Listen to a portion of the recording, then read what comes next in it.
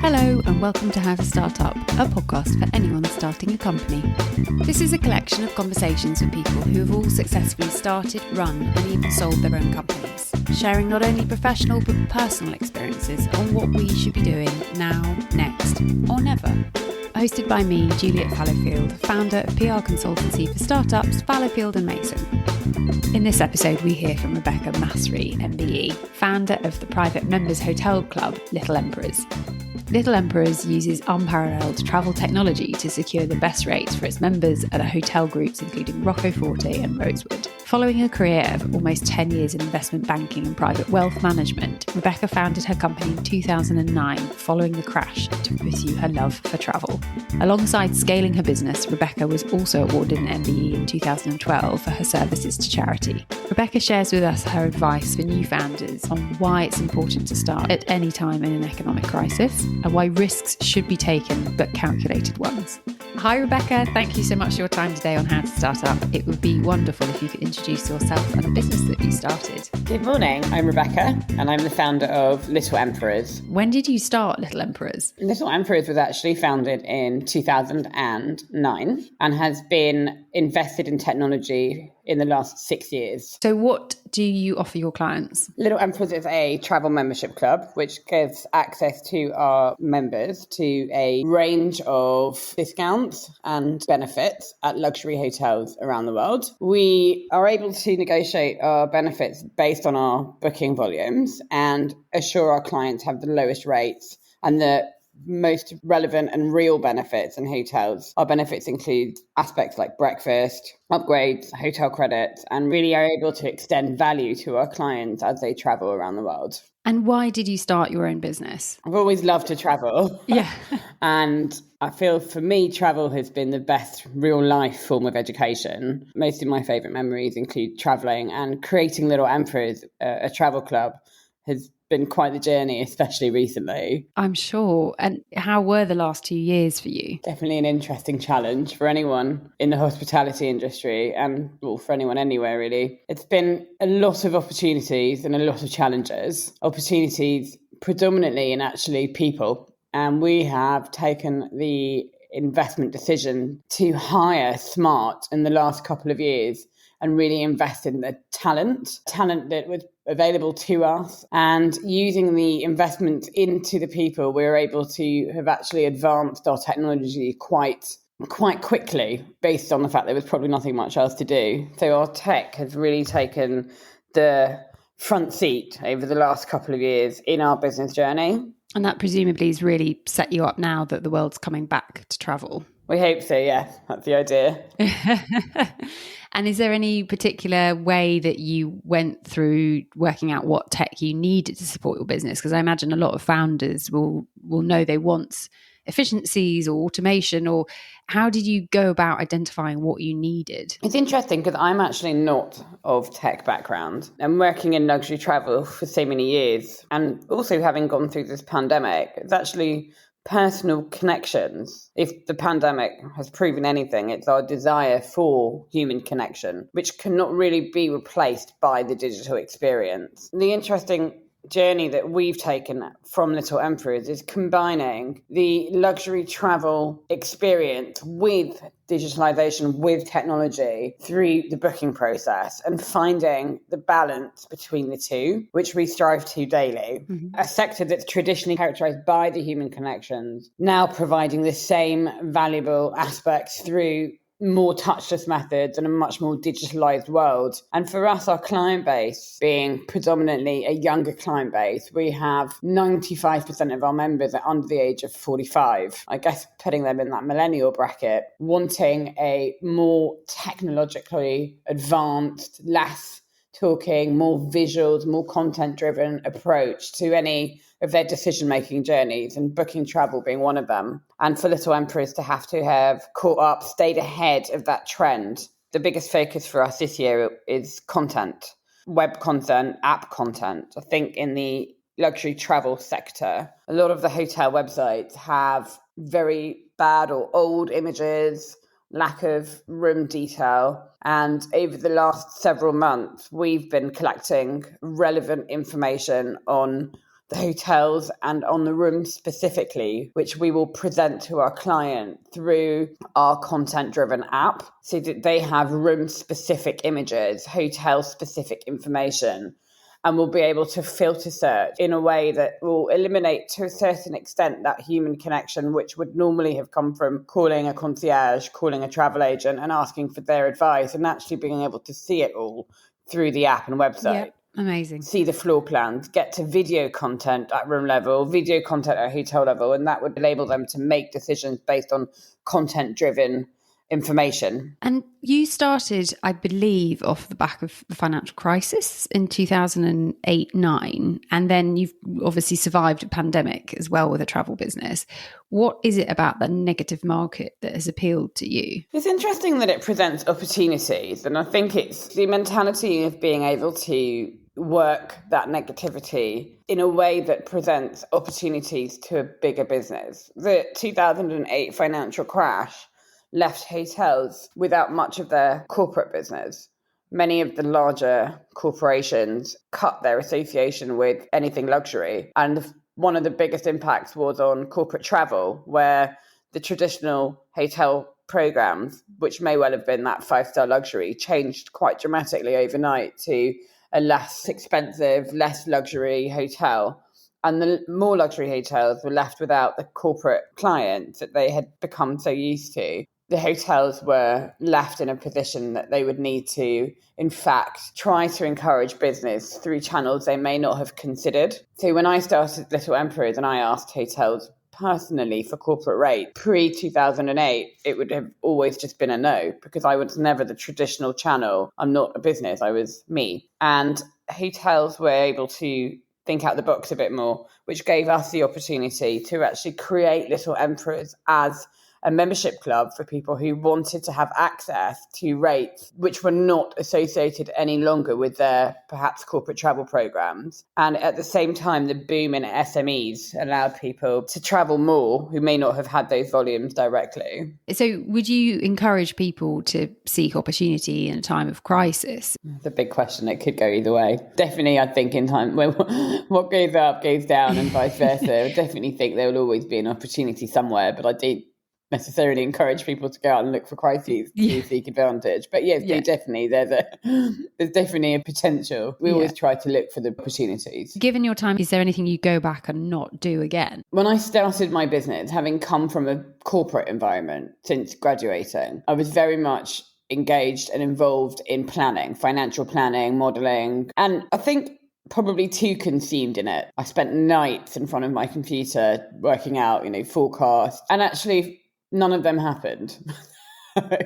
Not to say not to plan, you must always plan, but I think planning is so hard at the startup level that often what you are planning doesn't happen anyway. And I think the business should be the focus, the actual goals in the business instead of the financials at the beginning, if you have the ability to do that within your business model. If someone's thinking about starting a business, what would you advise them to do first? Someone starting a business needs to be comfortable with risk and also do something that they love. And I know that sounds cliche, but it contributes so significantly to success if you're able to do something that you love and that works for you. I think you need to sell it before you build it. Someone told me that a while back, and it really made me think about my own business model. How would I sell this? How would I sell my membership to someone before I build it, before I go and invest all that money in people and technology? What's my sales pitch? When I started Little Emperors, it was a very much multi-category lifestyle membership club that got you discounts, not just in hotels, but in beauty outlets, shops, restaurants. And once I met this man and he asked me, what do you do? And I think it took me about half an hour to explain. We have this, we have that, to the point that I got confused myself and actually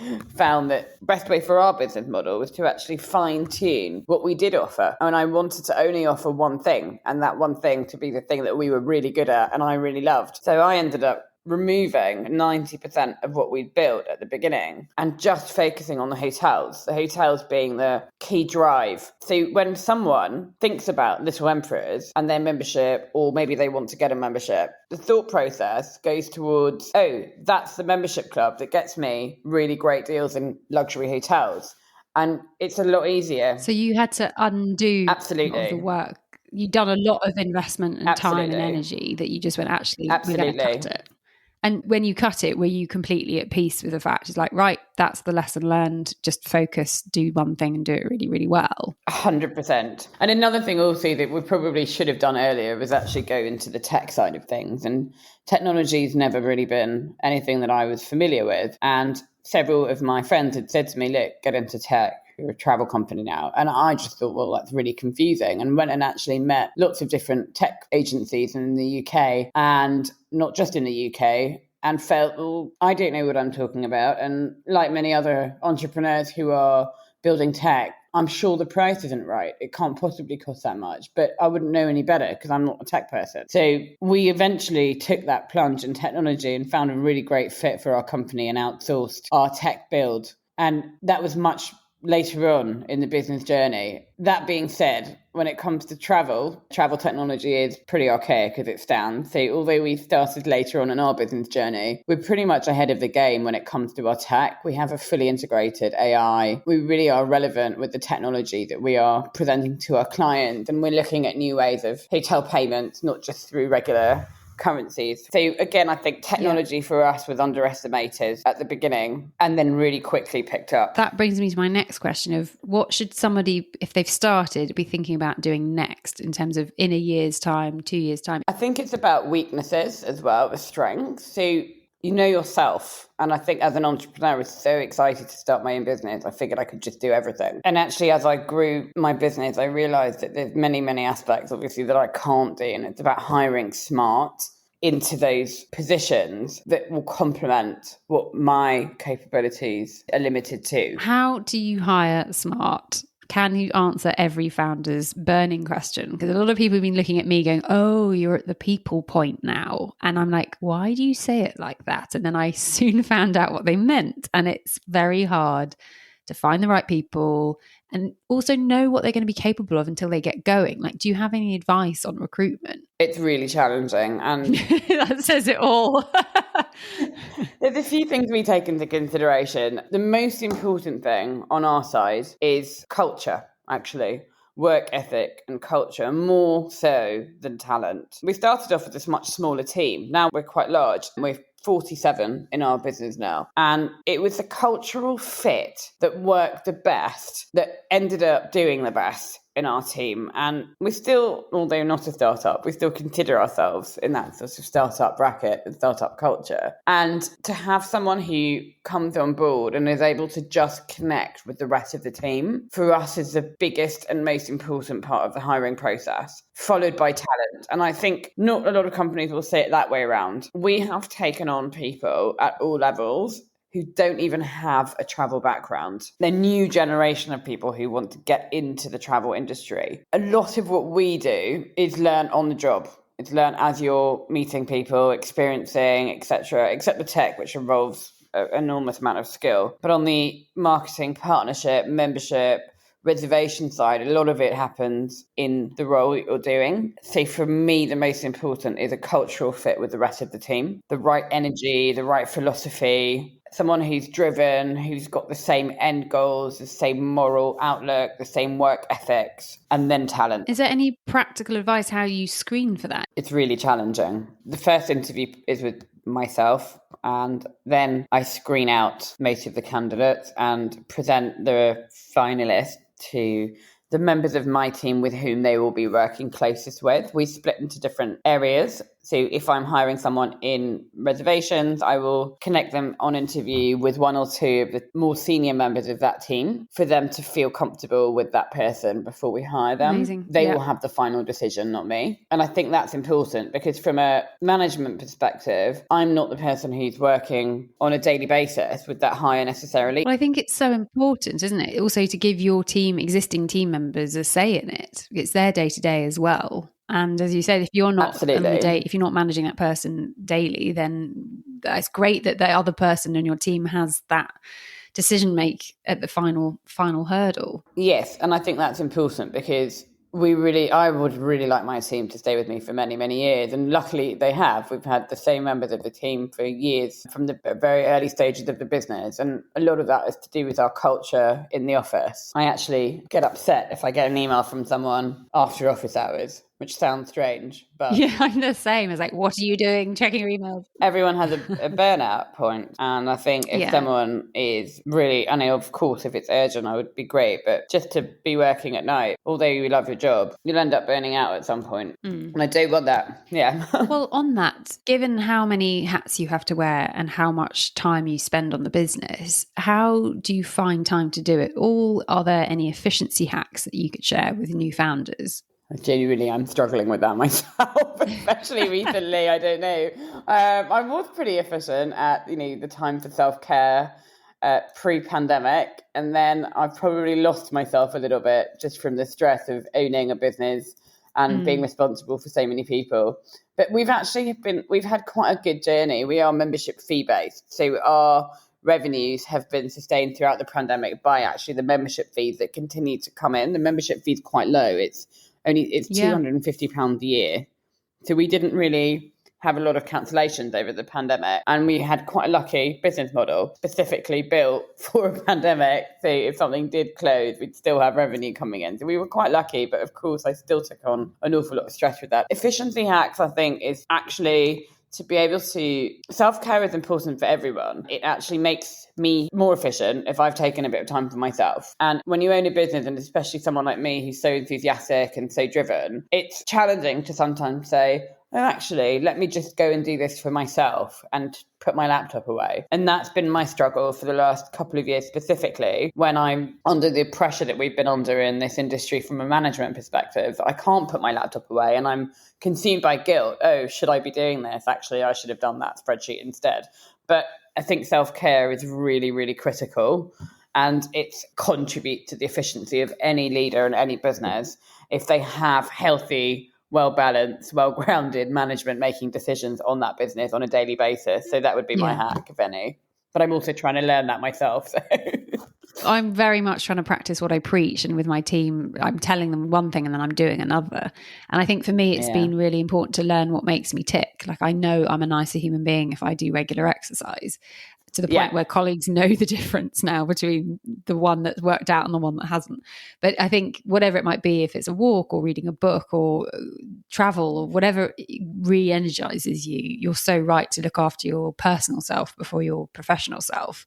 But when you're the business owner, that's very difficult, isn't it, to draw that line? Like, what will make you put the laptop lid down and do something else? I think pre-pandemic me is different to current me. And yes, the walk is important. And actually, luckily, I have a little dog who requires walk. So he's actually been a great lifesaver. So we walk him obviously 4 times a day. And perhaps without him needing that walk, I wouldn't have done it. So it's having a mandatory call on your time. For me, it's definitely going to a sunny climate and living somewhere else for a while. Because I know a swim in some sunshine will always be a bigger pull than sitting in an office in a grey city. Well, that in itself has actually been contributed to keeping travel alive over the last couple of years. I also spent a significant portion of the last 2 years away, working away. The slow travel, I absolutely love, because it means you can have a 2-hour holiday and then come back to your laptop and then another 2 hours somewhere else. And you don't have to have a week of running around seeing everything and then come home and flop. I think it's definitely the way I see the benefit. Yes, absolutely. And you'll start to see hotels adjusting to it. I was recently staying at the Four Seasons in Lisbon, and as I checked in, they presented me with a menu, which I thought was food, but actually no, it was a menu of work from hotel, and you could actually select, with no charge whatsoever, a monitor, a desk chair, a light for your screen, everything that was work related, and they would bring it to your room, and also wellness. They had the yoga mats, etc., and they would bring it and set up an office in your room for you. And we started to see that everywhere. We saw that even we were in the Seychelles over Christmas, and the same menu was presented to us. It's a blend, isn't it, between where hotels are losing out to short-term rentals because people would want to go and stay in a short-term rental to be able to cook. Hotels need to regain that market share, and also long-term rates. If you've got someone, housekeeping costs go down. It makes perfect sense, especially to me who's Absolutely. now self-employed and has this freedom and autonomy. I was going to ask, what is the biggest freedom that you've now afforded yourself being self-employed? Well, I guess the freedom to travel. I remember when I first left my job in banking, I remember calling my sister one day and it was really late at night and it was freezing cold outside. And I said, Charlotte, do you want to just go somewhere? She's like, are you crazy? She was out. I said, yeah, let's just go to the airport and go somewhere. And I actually went to collect her from, I think, a nightclub at the time. And we drove to the airport together and just took a flight out. And I know that sounds... Where did you go? We actually went to Tel Aviv and she fell asleep on the plane and woke up not knowing where she was or how she got there. It's quite funny. But it was just that sense of complete freedom. Like, I don't need to log my holiday days anymore. I don't need to tell anyone where I am. And that was the freedom to be able to do there at that time, years ago, to be able to actually go. Any last golden nugget pieces of advice you would like to offer a new founder? Trying to predict what happens with your business and just going with it and taking risks, but calculated risks, are the most important drive that I would highlight as a business owner. Every day, there's decisions to make, there's risks to take. And the risks that you are taking are not just for yourself. Once you have a team behind you, they're on behalf of a whole team, investors, employees, members in our case. And when you have the responsibility to take risks and protect the people who have believed or invested in your business, but at the same time be able to actually push your business forward, it's that balance between calculating the correct level of risk, which is something that I work on daily. And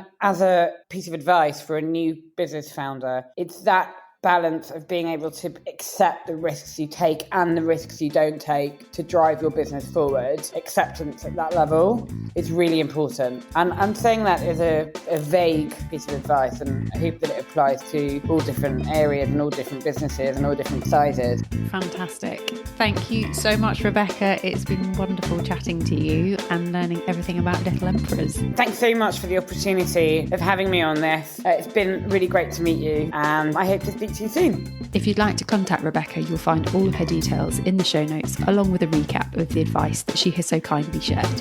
Thank you for listening to How to Start Up. I hope these conversations offer you some confidence, encouragement, and reassurance that you're on the right track. If you've enjoyed this podcast, I'd be so appreciative if you were to rate, review, and subscribe, as it will really help other people starting a company discover it.